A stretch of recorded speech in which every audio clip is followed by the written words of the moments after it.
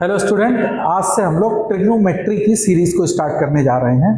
देखो ट्रिग्नोमेट्री बच्चों, इस ऐसे ट्रिग्नोमेट्री का डायरेक्ट क्वेश्चन जो है ना वो जेईई मेंस और एडवांस में थोड़े कम आते हैं, लेकिन ट्रिग्नोमेट्री जो है वो बहुत ही इंपॉर्टेंट टॉपिक है। बिकॉज शायद ही ऐसे क्वेश्चंस होंगे तुम्हारे, चाहे वो मैथ्स हो चाहे वो फिजिक्स हो, जिसमें ट्रिग्नोमेट्री इटसेल्फ में इन्वॉल्व ना हो, है ना। तो ट्रिग्नोमेट्री का इन्वॉल्वमेंट बहुत ज्यादा है मैथमेटिक्स में। तो बिकॉज ऑफ दैट तुमको ट्रिग्नोमेट्री पे अपनी जो कॉन्सेप्ट है उसको बहुत स्ट्रॉन्ग करना होगा और उस पर क्वेश्चन लगाने की प्रैक्टिस को बहुत अच्छे से करना होगा, ठीक है ना। तो हम लोग वन बाय स्टेप उसको मूव करेंगे। तो अब आप लोग देखो कि किस तरीके से हम लोग ट्रिग्नोमेट्री को करते हैं। तो ट्रिग्नोमेट्री, सबसे पहले ट्रिग्नोमेट्री में क्या होता है, सबसे पहले बच्चों समझो एंगल्स, कि एंगल क्या होता है। तो एंगल क्या होता है कि जैसे सपोज कर लो कि this is your x axis, ये मालूम है हमको, है ना। ये एक्स एक्सिस की पॉजिटिव डायरेक्शन है। कोई रे, कोई भी एक रे जिसका inclination from the positive X axis in counter clockwise direction, ध्यान से बात को समझना। अ रे, this is a ray whose inclination from positive X axis in counter clockwise direction is known as angle. मान लो इसको मैं थीटा से रिप्रेजेंट कर रहा हूं। तो एंगल की डेफिनेशन क्या होती है, inclination of the ray from the positive X axis in counter clockwise direction is known as angle. तो ये बच्चों मेरा एंगल होगा। तो अब हम काउंटर क्लॉकवाइज डायरेक्शन में मेजर कर रहे हैं, तो अगर ये मेजरमेंट हम क्लॉकवाइज डायरेक्शन में अगर सपोज कर लें, पॉजिटिव एक्स एक्सिस से क्लॉकवाइज डायरेक्शन में, तो ये एंगल क्या हो जाएगा, निगेटिव का थीटा हो जाएगा। तो this will B minus theta angle. क्या ये बात समझ में आ गई कि क्या थीटा होगा और क्या माइनस थीटा होगा? Is that clear? अब देखो, अब भाई एंगल तो हो गया, तो अब एंगल अगर हुआ तो एंगल का मेजरमेंट भी होना चाहिए। ये एंगल का मेजरमेंट क्या है, तो मेजरमेंट ऑफ एंगल क्या होगा। देखो एंगल को हम लोग पढ़ेंगे वो दो यूनिट में मेजर करेंगे। पहली यूनिट जो है इसको हम लोग डिग्री में मेजर करेंगे और दूसरी रेडियन में। किसमें डिग्री में एंड रेडियन में, है ना। तो डिग्री में क्या है कि जैसे एक लाइन है और ये दूसरी लाइन है, ये दोनों एक दूसरे से परपेंडिकुलर है, और ये परपेंडिकुलर अगर दोनों की डिग्रीज होती है तो इनका जो एंगल है this is known as 90 degree. और इन लाइन के बीच के एंगल को अगर हम 90 इक्वल पार्ट्स में डिवाइड कर दें, है ना, अगर हम इनको 90 इक्वल पार्ट्स में 1 2 3 ऐसे कर दें, तो जो ये एंगल होगा this is known as 1 degree angle. Is that clear? तो ये 90 डिग्रीज में मेरा हो जाएगा। अब बात आती है कि रेडियन क्या होता है। तो रेडियन के लिए देखो बच्चों क्या होता है कि 1 रेडियन को हम कैसे डिफाइन करेंगे, कि जैसे सपोज कर लो कि कोई सर्कल है और ये उसका सेंटर है, ठीक है। हमने एक रेडियस ड्रॉ करी। अब आप रेडियस की जितनी लेंथ है उतनी ही लेंथ को आर्क पे मेजर करिए। मतलब कि ये वाली जो आर्क लेंथ है ये इक्वल टू क्या हो जाएगी, रेडियस, है ना। तो ये भी आर्क लेंथ, मान लो रेडियस आर है और ये आर है, तो ये दो आर्क लेंथ सेंटर पे जो एंगल बनाएगी इसको कहते हैं 1 radian. Is that clear? 1 radian कैसे होगा, आर्क लेंथ किसके बराबर हो जाएगी, रेडियस। आर्क लेंथ किसके बराबर होगी, रेडियस। तो when the arc length is equal to the radius then that arc length will subtend an angle at the centre of the circle, तो its value will be 1 radian. 1 degree और 1 radian समझ में आ गया कि angle का measurement हम लोग ये 2 यूनिट में करेंगे, डिग्री में एंड रेडियन में। अब बात आती है कि सर इन दोनों के बीच में रिलेशनशिप होता है क्या कोई, तो yes, there is a relationship between degree and radian. Relationship का मतलब क्या हो गया कि हम लोग देखेंगे कि कैसे अगर कोई डिग्री में है तो उसको अपन रेडियन में कन्वर्ट कर दें, और अगर हमने किसी एंगल को रेडियन में मेजर किया है तो उसको किस में कन्वर्ट कर दें, डिग्री में। तो अब है कि relation between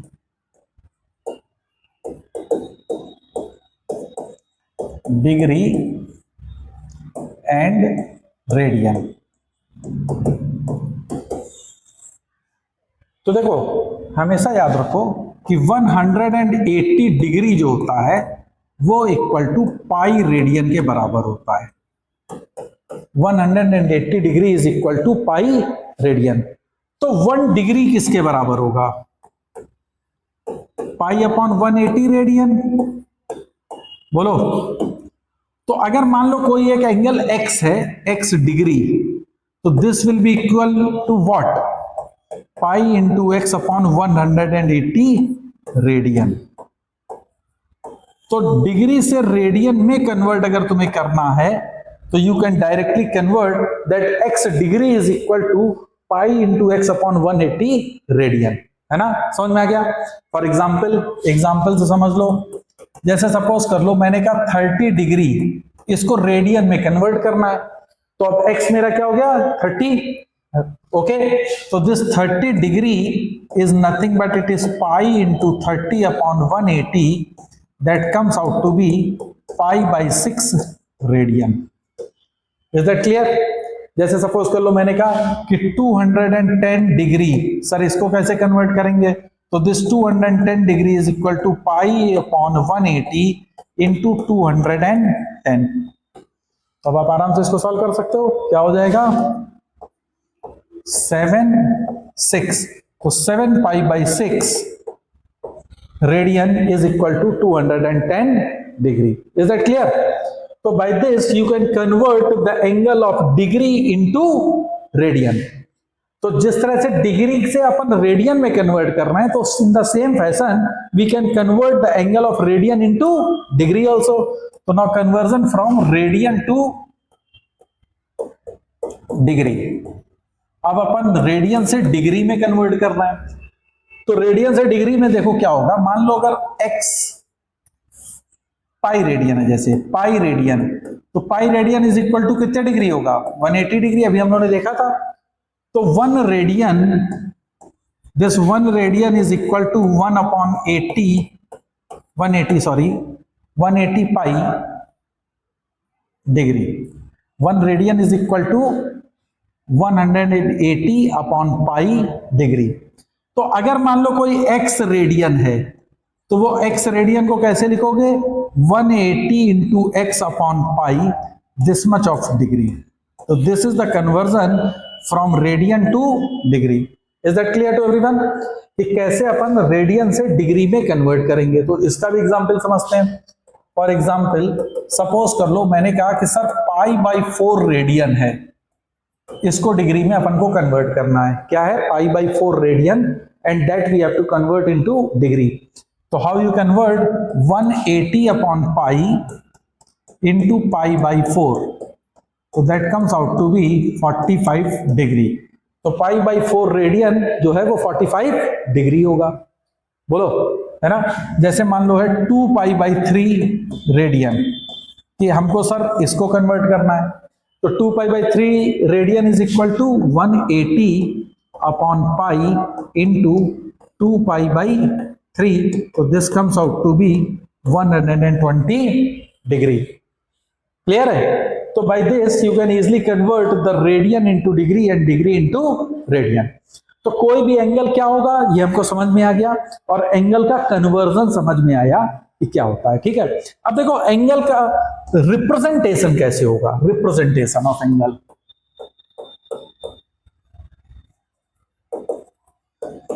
representation of angle. तो रिप्रेजेंटेशन जरा समझ लो। देखो पूरी कोऑर्डिनेट जैसे ये है, तो ये 4 हमारे पास क्वाड्रेंट होते हैं, है ना? ये होता है positive X axis. Positive X axis मतलब ये कितना होता है? 0 डिग्री। पॉजिटिव एक्स एक्सिस मेरे एंगल को क्या रिप्रेजेंट कर रहा होता है? 0 डिग्री को। ये पॉजिटिव वाई डिग्री जो वाई एक्सिस जो होता है, sorry, this is known as 90 degree line. ये लाइन कौन सी होगी? 90 डिग्री की। निगेटिव एक्स एक्सिस वाली जो लाइन होती है, दिस निगेटिव एक्स एक्सिस, ये होती है 180 डिग्री की। क्लियर है? और जो निगेटिव वाई एक्सिस वाली जो लाइन होती है, ये 270 डिग्री की। और फिर से ये जो 0 डिग्री वाली होती है, अब इस 270 में फिर से देखो 90 का डिफरेंस आ रहा है, तो जैसे ही इसमें 98 करोगे तो ये कितना हो जाएगा 360 डिग्री। तो या तो 0 डिग्री इसको कह सकते हो या 360 डिग्री। एंड आफ्टर 360 डिग्री ये अगेन फिर से रिपीट होना स्टार्ट कर देगी। जैसे 360 प्लस 90 दैट इज 450, तो ये वाली लाइन 450 को रिप्रेजेंट करेगी। इसी तरह से ये 540 को, and rest you can easily do, है ना। अब अच्छा, इन्हीं को मैं रेडियन में लिख रहा हूं, तो 0 डिग्री और 0 रेडियन ये तो सेम रहेगा। बोलो 90 डिग्री ये कितना हो जाएगा π/2 रेडियन। तो या तो तुम 90 डिग्री लाइन को या क्या कहोगे π/2 रेडियन की लाइन है। इसी तरह से 180 डिग्री या पाई रेडियन, नहीं समझ में आया? Is that clear? 180 डिग्री और पाई रेडियन।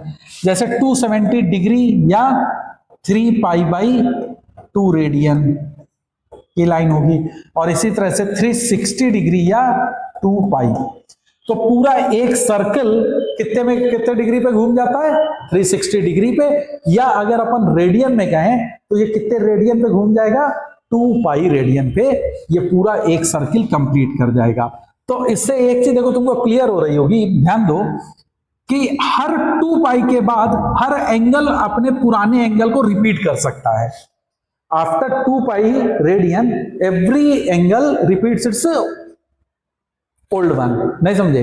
फॉर एग्जाम्पल जैसे देखो मैं क्या कहना चाह रहा हूं, जैसे सपोज कर लो ये कोई लाइन है, ठीक है, और ये लाइन यहां से थीटा रेडियन बना रही है। कितना बना रही है? Theta radian. तो इस एंगल का मैं कहूं इंक्लिनेशन कितना है?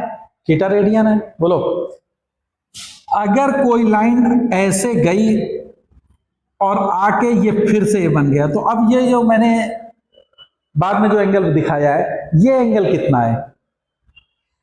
देखो ये पूरा एक सर्कल कवर किया इसने, तो दिस इज एक सर्कल कवर किया, मतलब कितना एंगल बना गया 2π। कितना बना गया 2π, और उसमें तुमने थीटा ऐड कर दिया, तो अब ये वाला एंगल कितना है 2π प्लस थीटा। क्या है? अरे नहीं समझ में आ रहा क्या? दिस इज 2π प्लस थीटा, ये है theta radian and that is 2π plus theta. तो तुमको दिख रहा होगा कि थीटा रेडियन का इंक्लिनेशन एंड 2π प्लस थीटा का इंक्लिनेशन दोनों सेम है सेम। इसी तरह से अगर मान लो मैं इसी में, अब देखो मैं ग्रीन कलर से दिखा रहा हूं, एक सर्किल पूरा किया, कितना एंगल घूम गया 2π। फिर मैंने घुमाया, 2 सर्किल पूरा कर लिया, कितना हो गया 4π, और फिर अब मैं आया थीटा, तो ये अब ये ग्रीन वाला कितना एंगल दिखा रहा है 4π plus theta. Is that okay? तो तुमने देखा कि थीटा जो लाइन रिप्रेजेंट कर रही वही लाइन 2π प्लस थीटा भी है, वही लाइन 4π प्लस थीटा भी है। इसका मतलब क्या है कि हर 2π के मल्टीपल पे जब तुम चलते जाओगे तो तुमको सेम एंगल मिलता जाएगा, तुमको सेम एंगल मिलता जाएगा। क्यों? क्योंकि वो पूरा एक साइकिल कवर कर जाती है। ये चीज समझ में आई? ओके, अब जरा देखो, अब देखो क्वाड्रेंट को बहुत अच्छे से समझना। 0 डिग्री से 90 डिग्री, इस लाइन से इस लाइन के बीच में 0 डिग्री से 90 डिग्री के बीच का जो क्वाड्रेंट होता है इसको अपन कहते हैं फर्स्ट क्वाड्रेंट। इसको क्या कहते हैं? First quadrant. तो अगर मैं कहता हूं कि फर्स्ट क्वाड्रेंट में एंगल का वेरिएशन कहां से कहां तक होगा, तो फर्स्ट क्वाड्रेंट में एंगल का वेरिएशन कहां से कहां तक होगा 0 से 90 डिग्री, 0 से 90 डिग्री। ओके, इसी तरह से 90 से 180 डिग्री या π/2 से पाई रेडियन के बीच में जो एंगल है, इसके बीच में जो क्वाड्रेंट होगा इसको अपन कहेंगे सेकंड क्वाड्रेंट। क्या कहेंगे? Second quadrant. तो सेकंड क्वाड्रेंट कहां से कहां तक होता है 90 से 180 या π/2 से पाई। Is that clear? फिर तुम्हारा थर्ड क्वाड्रेंट कहां से कहां तक तुमको दिख रहा है बच्चों? This is your third quadrant. कहां से कहां तक दिख रहा है जल्दी बताओ? it is pi to 3 pi by 2, and similarly this is your fourth quadrant, और ये फोर्थ क्वाड्रेंट कहां से कहां तक है, 3 पाई बाई 2 से 2 पाई तक, 3 पाई बाई 2 टू 2 पाई, ये कौन होगा, फोर्थ क्वाड्रेंट आ जाएगा। तो ये क्वाड्रेंट तुमको समझ में आया कि फर्स्ट क्वाड्रेंट कहां से कहां तक होगा, सेकंड क्वाड्रेंट कहां से कहां तक होगा, third quadrant, and finally it is the fourth quadrant. तो is that clear to everyone कि एंगल क्या होता है, एंगल को मेजर कैसे करेंगे, उनकी कौन कौन सी दो यूनिट होंगी, उनके बीच में आपस में क्या रिलेशन होगा, एंगल को अपन रिप्रेजेंट कैसे करेंगे, ठीक है ना। जैसे अब मान लो कि मैं तुमसे कहूं कि 505 डिग्री ये किस क्वाड्रेंट में पड़ेगा, सपोज क्वेश्चन में आ गया कि 505 degree in which quadrant this angle lies. तो देखो सबसे पहले तुम क्या करोगे, चूंकि ये 360 से ज्यादा है, ध्यान से देखो 360 से ज्यादा है, तो अपन ने सबसे पहले एक सर्किल तो कंप्लीट कर दिया 360 से ज्यादा, उसमें 90 और ऐड कर दिया, 450 हो गया, और 450 में कितना और ऐड करोगे कि 505 आ जाएगा, 55 डिग्री। तो यहां तुमने 55 डिग्री और ऐड करके ये बना दिया, तो ये रिप्रेजेंटेशन जो है ये है 505 डिग्री। नहीं समझ में आया, समझ में आया कि 505 डिग्री। तो अब मैं कहूं 505 डिग्री किस क्वाड्रेंट में आया, सेकेंड क्वाड्रेंट में। With the help of the figure you can easily represent it. समझ में आ गया। इसी तरह से मैं कहूं 726 डिग्री ये किस क्वाड्रेंट में जाएगा, तो 726 डिग्री तो देख लो 360, दूसरा सर्किल कंप्लीट किया 720, और फिर 6 डिग्री हमने कर दिया, तो दिस इज 726 डिग्री। तो किस क्वाड्रेंट में आ गया, किस क्वाड्रेंट में आ गया, फर्स्ट क्वाड्रेंट। तो this comes under the first quadrant. तो by this you can easily represent the angle, कि how the angle will be represented on these diagrams. अब हम बना सकते हैं एंगल को, समझ में आया कि नहीं आया, कि how to represent the angle on this diagrams. Clear है, ओके। तो अब हम लोग बात करते हैं कि ट्रिग्नोमेट्री में कि एंगल और साइड्स, मतलब जो ट्रिग्नोमेट्रिक फंक्शंस हैं जैसे साइन, कॉस, टेन, इनके बारे में हम लोग थोड़ा सा पढ़ते हैं। तो देखो ट्रिग्नोमेट्रिक रेशियोज,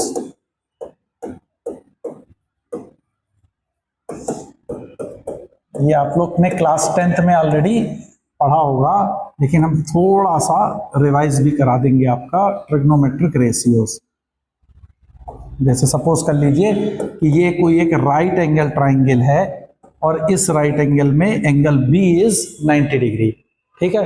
तो देखो हमको ये मालूम है कि किसी भी राइट एंगल ट्राइंगल में 90 डिग्री के अपोजिट जो साइड होती है उसको अपन क्या कहते हैं, हाइपोटेनियस, और इसको मैं स्मॉल h से रिप्रेजेंट कर दे रहा हूं, ठीक है। तो दिस इज हाइपोटेनियस। तो AC क्या होगा, हाइपोटेनियस।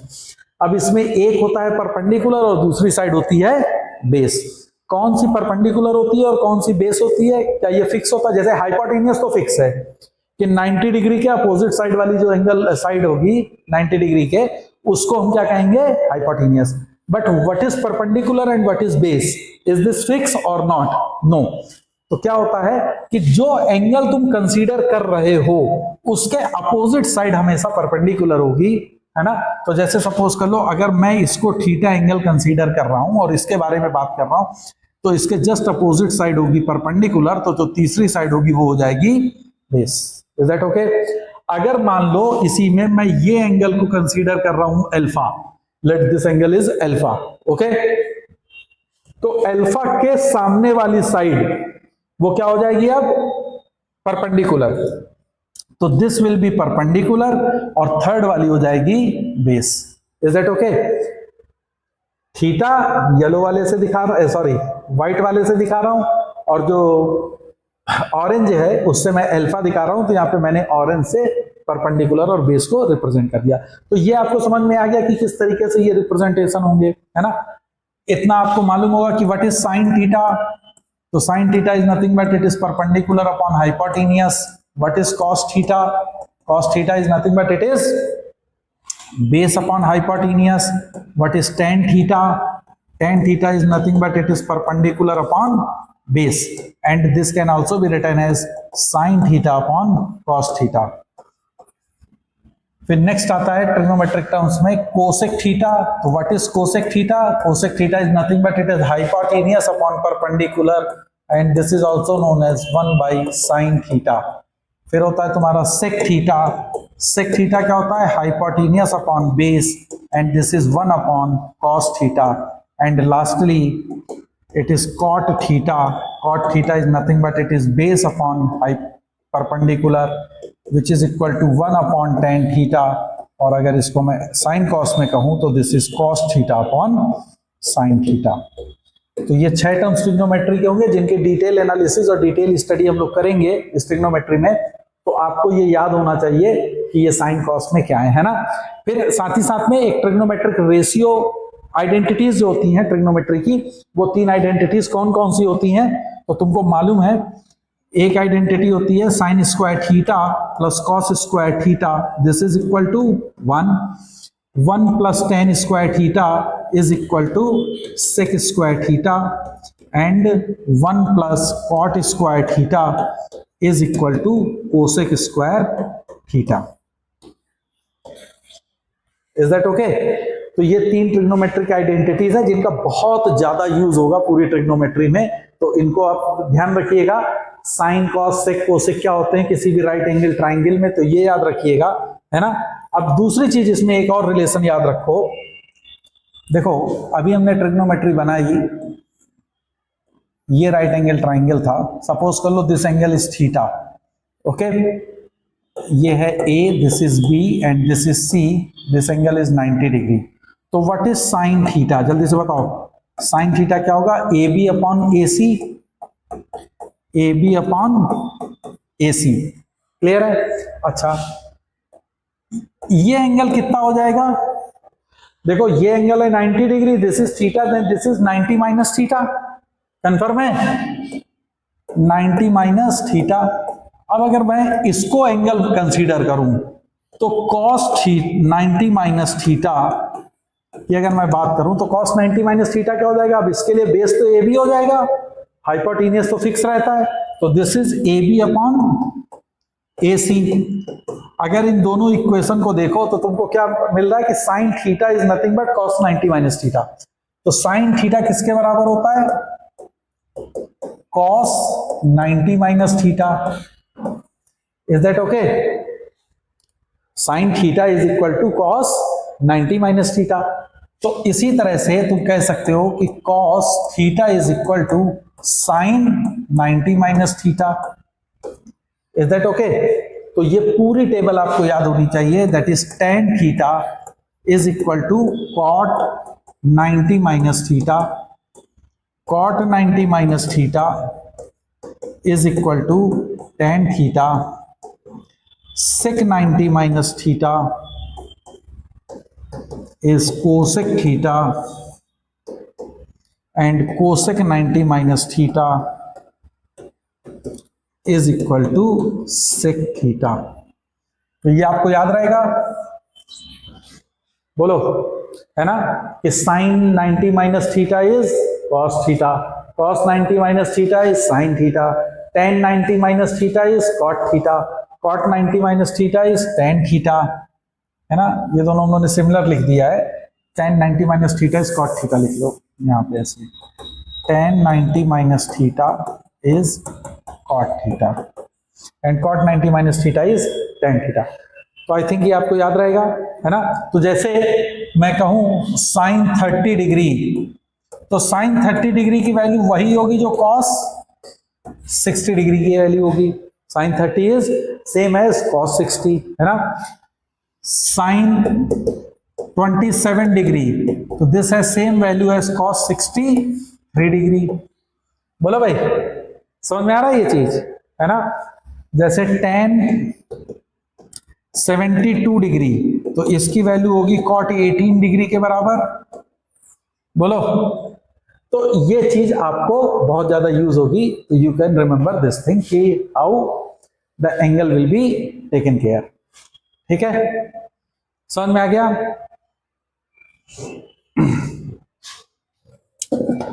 तो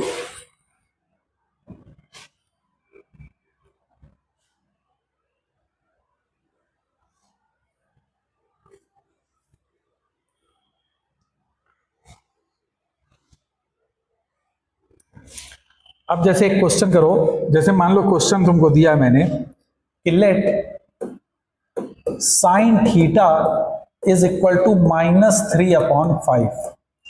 साइन थीटा की वैल्यू मैंने दी है -3/5 और मैंने कहा कि 3π/2 less than theta less than 2π। Then find first part cos theta and second part tan theta. अब क्वेश्चन तुमको दिया मैंने, क्वेश्चन है कि साइन थीटा की वैल्यू है -3/5। ध्यान से समझो इसको बहुत ही। अब आपको cos थीटा और tan थीटा की वैल्यू निकालनी है।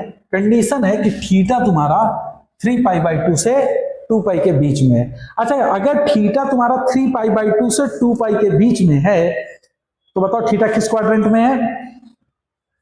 फोर्थ क्वाड्रेंट में। थीटा किस क्वाड्रेंट में है? फोर्थ क्वाड्रेंट में। ठीक है ना? अच्छा, एक चीज और याद रखिएगा इन क्वेश्चन को सॉल्व करने से पहले, तो जो फर्स्ट क्वाड्रेंट होता है, फर्स्ट क्वाड्रेंट, इसमें साइन हमेशा पॉजिटिव होता, ऑल पॉजिटिव होते हैं। मतलब जितने भी ट्रिग्नोमेट्रिक फंक्शंस होते हैं सारे के सारे पॉजिटिव होते हैं। सेकेंड क्वाड्रेंट जो होता है, अभी याद कर लो इसको, सेकेंड क्वाड्रेंट जो होता है इसमें साइन पॉजिटिव होता है, रेस्ट जो होंगे वो निगेटिव होगा। अच्छा, अगर साइन पॉजिटिव है तो कोसेक उसका चूंकि इनवर्स होता है तो वो भी पॉजिटिव होगा, तो साइन और कोसेक दोनों पॉजिटिव होंगे। थर्ड क्वाड्रेंट अगर है, थर्ड, तो थर्ड क्वाड्रेंट में tan पॉजिटिव होता है। कौन पॉजिटिव होता है? tan, है ना? तो tan अगर पॉजिटिव है तो cot भी पॉजिटिव होगा। एंड फोर्थ क्वाड्रेंट में तुम्हारा कौन पॉजिटिव होता है? cos पॉजिटिव होता है। तो अगर फोर्थ क्वाड्रेंट में cos पॉजिटिव है तो साथ ही साथ sec भी पॉजिटिव होगा। रेस्ट इसमें निगेटिव होते हैं, फर्स्ट में सब पॉजिटिव होंगे। अब जरा गौर करो, ये क्या रिप्रेजेंट कर रहा है? 3π/2 से 2π के बीच में तुम्हारा एंगल थीटा लाई कर रहा है, यानी किस में है? किस क्वाड्रेंट में? फोर्थ क्वाड्रेंट में। अगर हम फोर्थ क्वाड्रेंट में हैं तो cos मेरा क्या आएगा? पॉजिटिव, और tan मेरा क्या आएगा? निगेटिव। ये क्लियर है? अच्छा, साइन निगेटिव होना चाहिए था कि पॉजिटिव? निगेटिव, तो साइन मेरा निगेटिव दिया गया है। क्लियर है? ओके। अब देखो, राइट एंगल एक ट्राइंगल तुमने बनाया, मान लिया ये एंगल थीटा है, तो साइन थीटा होता क्या है? Perpendicular upon base. ध्यान दो, this is perpendicular, this is base. अगर ये 3 है, ये 5 है, तो पाइथागोरस से दिस कम्स 4। ओके, अब यहां -3 करने की जरूरत नहीं है, length will never be negative. ये निगेटिव और पॉजिटिव साइन जो होते हैं ये क्या रिप्रेजेंट कर रहे होते हैं? किस क्वाड्रेंट में है वो, और उसका फिर साइन कॉस कौन सा पॉजिटिव होगा। क्लियर है ना? तो अब जरा देखो, cos थीटा की वैल्यू कितनी होगी? 4/5 इस फिगर के हिसाब से, दिस इज 4/5। लेकिन चूंकि थीटा किस क्वाड्रेंट में है? फोर्थ में है, और फोर्थ में cos पॉजिटिव होगा, तो दिस इज द आंसर। अब हमने कहा tan थीटा, तो tan थीटा क्या होता है? परपेंडिकुलर अपॉन बेस, तो दिस इज 3/4। लेकिन वो किस क्वाड्रेंट में है? फोर्थ में, और फोर्थ में मेरा tan जो होता है वो निगेटिव होगा, तो दिस आंसर विल बी -3π/4। तो ये चीज समझ में आई कि अगर साइन थीटा -3π/5 है तो आप डायरेक्टली ऐसे नहीं लिख देंगे कि दिस इज 4/5 -3/5। ये किस पे डिपेंड कर रहा है? ये डिपेंड कर रहा है उस थीटा पे कि थीटा किस क्वाड्रेंट में वेरी कर रहा है ना? अगर मान लो यहीं पे मैं कह देता कि मेरा थीटा जो है वो वेरी कर रहा है पाई से 3π/2 में, तो इसी में क्या चेंज हो जाता? अब cos थीटा निगेटिव हो जाता, तो cos थीटा हो जाता -4/5 और tan थीटा हो जाता +3/4। Is that clear? Okay then,